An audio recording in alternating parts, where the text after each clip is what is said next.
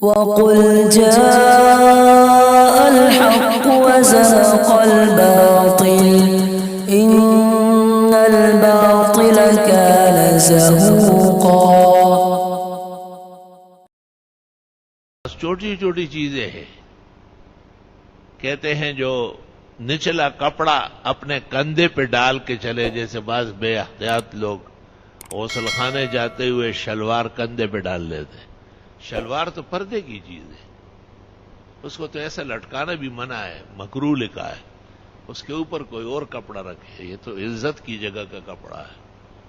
یہ کندھے پہ ڈال کر کے پھول نظر آ رہا ہے اور چلتا چلا جا رہا ہے، وہی شادو خانہ چتا کے بلا عقل لکم رضا رضی، اس کو تو لپیٹ کر کے اسے بغل میں رکھ کے چلے جائے۔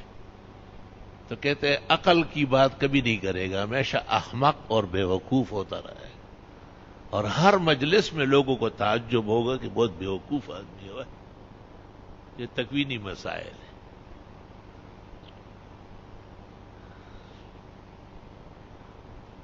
یہ جو مشہور ہے کہ چونٹیوں کے قطار نہ توڑے، دم کر کے آیتیں ہیں، وہ پڑھ کر ریت کہیں اور ڈال دے، بحکم الہی چلی جائے گی، لیکن آپ نہ توڑے۔ اس سے بھی نسیان اور بھول پیدا ہوتی ہے۔ امام ابو حنیفہ نے شاگردوں کو کہا تھا کہ سیب نہ کھانا اگر دین کا کام کرنا ہے، کیونکہ سیب جو کھاتے ہیں ان کا دماغ خراب ہو جاتا ہے۔ جتنے ملکوں میں سیب زیادہ ہے ان میں کوئی بھی صحیح دماغ کا نہیں، سارے باولے ہیں اور سب کو جو ہے نا افسون ہو چکا ہے۔ اب ابو حنیفہ جیسے بزرگ کا ہے تو کون کڑو پڑو اس میں کلام کرتا ہے؟ ابو حنیفہ کے تجربات کوئی معمولی تجربات ہیں۔ شاگردوں کو کہا کہ نہیں، آپ سیب نہ کھایا کریں، اس سے آپ کا حافظہ کمزور ہو جائے گا اور ہمت کے بڑے بڑے مسائل آپ کو یاد نہیں رہیں گے۔